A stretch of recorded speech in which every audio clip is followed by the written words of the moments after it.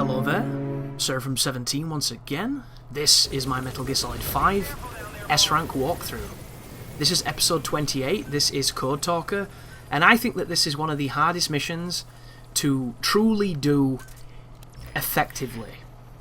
And you may wonder what I mean by this.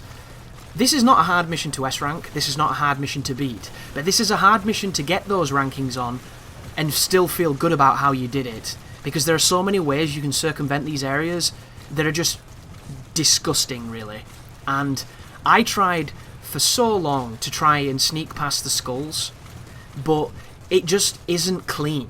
There's no seemingly clean way to sneak past these bosses. And I was trying these on the extreme version of this. This version is much easier than the extreme one. The extreme one is considerably tougher. But nothing I could do made me feel good about it. And I don't make these videos to feel good about myself, and it's not really about me feeling good, but at the same time, I don't like putting something out where I don't feel like it's an accurate representation of what I wanted to achieve. And that's one of the things that really bugged me about this mission, because I got the S-Rank on like 2 attempts, but I must have done this mission 10 to 15 times because I was so pissed off at just how ugly it was. And then I got this run, which was really good up until one point, and then that one point it got really bad, which I'm going to discuss because it's not in the video, but here is a boss fight against 4 skulls. How this works is, they are effectively quiet. They have the same vision as quiet, they have the same ability as quiet, however there are 4 of them. And a really good strategy here is to have Quiet as a buddy, put her over there on the rocks, and have her scout for you so that she can find these skull ladies. Do not make her shoot though. The moment you make her shoot, you're going to open up the possibility that she can get shot back, and she'll probably die in this mission because these snipers are very good.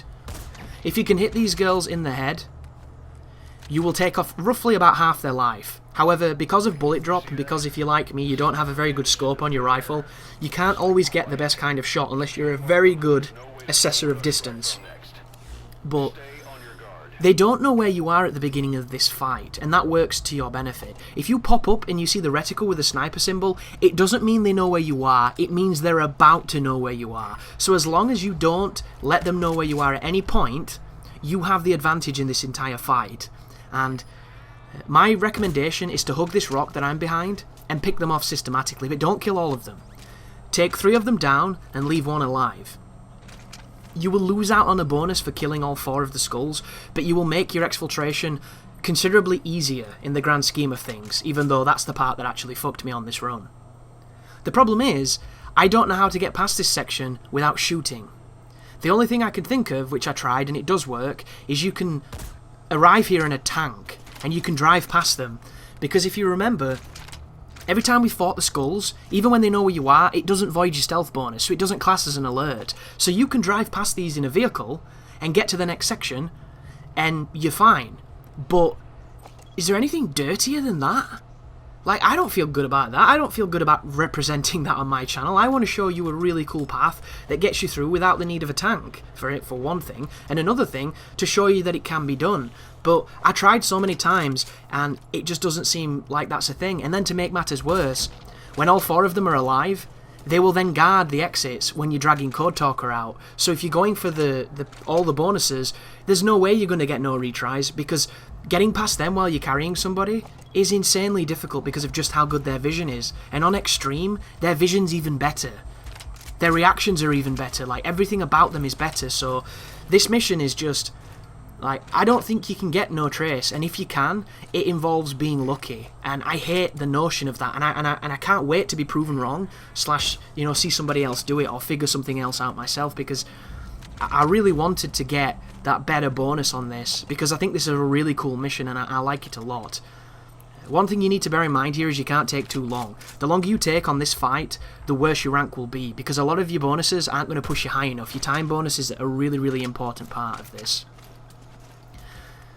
But if you do this later on, when you've got tons of mother base research done, you'll have a better sniper rifle. You might have a level 5 sniper rifle or a really, really good one, and you'll be able to one-shot them or two-shot them. So a lot of the things in this game can be mitigated by better equipment, which is one of the great aspects of it, but also one of its penultimate failures for somebody who, like myself, like the people who do challenge runs, like the people who try to challenge themselves, who are looking for this challenge, and this game really doesn't feel like it has it at times.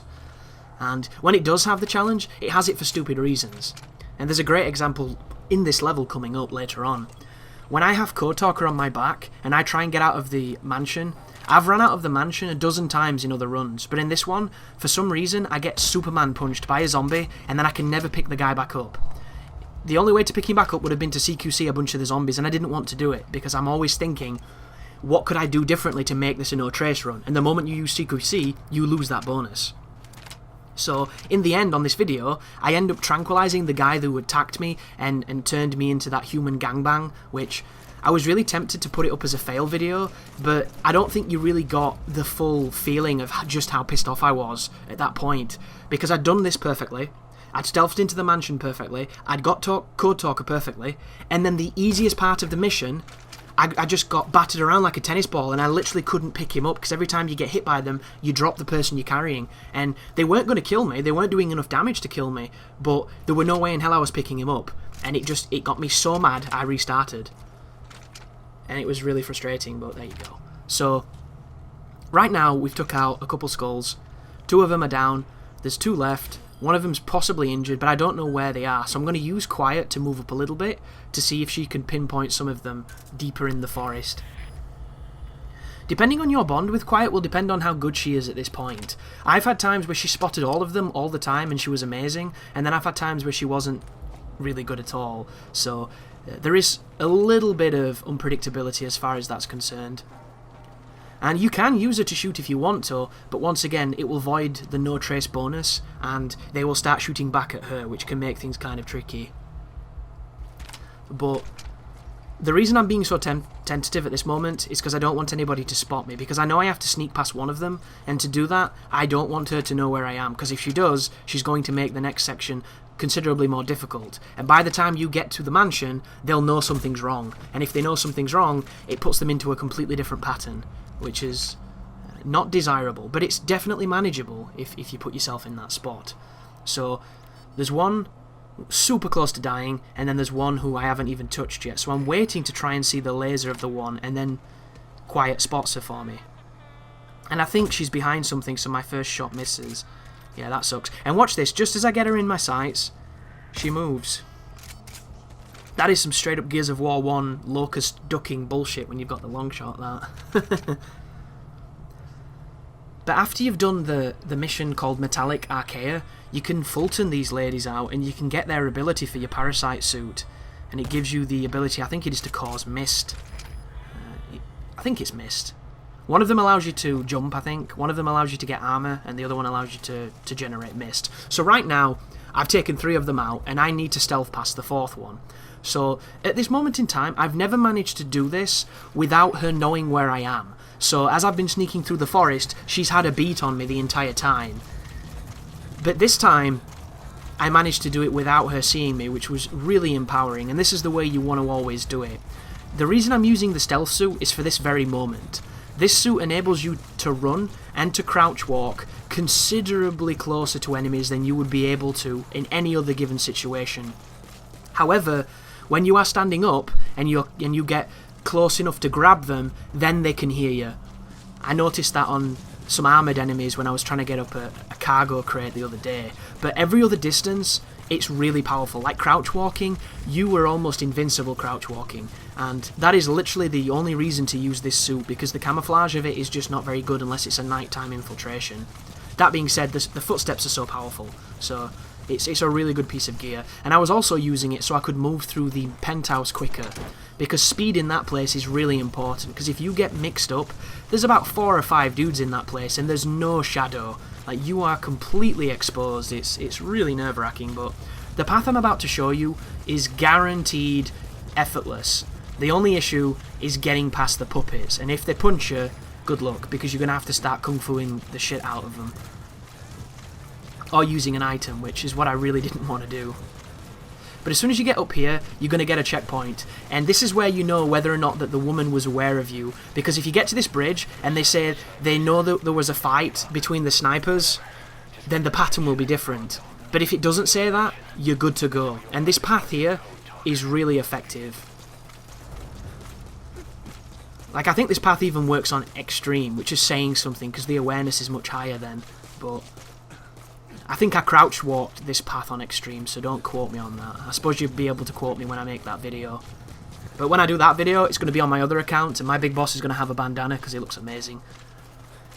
But when you come over here, there's going to be 2 guards, and for some reason one of them had a helmet. I don't know why. Maybe he always has a helmet, but I couldn't remember it. Because if you come here when there's an alarm, there will be 3 guards, and none of them have helmets. And of course, I cannot hit this guy's jaw to save my life. I try compensating, I try going higher, I try going lower, I try shooting him in the arm to speed this up because it's taking forever. Like, it's just a shit shop. But all the shots were on target, so at least we've got that going for us. And then that guy goes down in 1 shot, because that's how it should be. And then that guy's just an arsehole, so I put another one in his wrist, in his elbow, in his jaw, in his neck, in his chest, and there he goes. And if you get lucky here, you can Fulton them, but you don't have to. The thing to bear in mind here, folks, is don't worry about anybody leaving behind, because the moment you hit Code Talker's door, they're all going to turn into puppets, and it doesn't matter if they see you or not at that point. So you don't have to do this, but I'm trying to build my mother base while playing, so it's a good idea to do it. But once you're through here, be careful of the doors. Slamming the doors makes noise, but everything else you're fine because of the suit. That door will slam as well, so don't slam it. And people will hear you, you'll see the subtitles. Oh, interesting, there was no subtitles that time. If you slam either of those doors, somebody will say, we've got to check it out, and then they'll come and have a look. But as soon as you hit this door, they're all Muppets anyway. Oh, puppets, sorry. But this is it, folks. I got here, no retries, everything perfect, everything going great. And then the person I'm about to shoot knocked him off my back, and then everybody else treated me like a tennis ball for a long while. I got stun locked for about 30 seconds by all of them. It was horrible. But that guy right there, I ran straight past him, hit the door, and he somehow managed to Superman punch me. He covered literally 2.5 meters to hit me. It was ridiculous. Like, that guy, I was at a greater distance than that fella, and he still, like, straight up Chuck Norris to me. It was so frustrating. But what's going to happen here, folks, is the remaining skull is going to choose a path to guard, and she usually guards the one where they want you to go, which is the other side. So I've come this way. If you see an orange laser, go the other way. But if you don't, the only thing that you have to put up with is a shit ton of the puppets, because for some reason there's like 1 million guards now. But it's much better than the search teams that would be here if you did it after killing all the skulls. So it is a really good strat for that. And then all you have to do here, I recommend at this moment on the bridge calling the chopper. I wasn't sure whether or not the chopper was already there, or if I got there it would just trigger a cutscene, because I was way too in the moment at this point. Like, really mad at having my run wasted. But once again, no trace on this mission is going to be incredibly luck-based, unless there is some god tier strategy. And I was asking people on Twitter if anybody knew of a good way to sneak past the skulls without being spotted, and one guy got back to me saying if you sneak up the creek, up that ravine, and you climb that wall, you can use that to your advantage. But I've actually done that myself, and of the 3 times I've used it, one of the times I got spotted. So it's one of those things where even that is not infallible, and then there's making your way back, which is going to be tricky too. It's a lot of variables, folks, and it's a long mission too. So it'll be interesting, but I look forward to really digging deep into this one, because to do it on extreme is going to be one of the harder S ranks to get.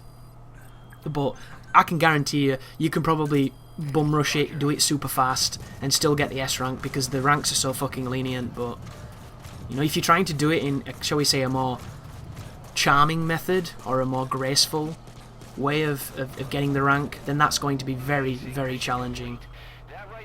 But there you go, guys. There are my final bonuses. Thank you very much for watching, and you take care now.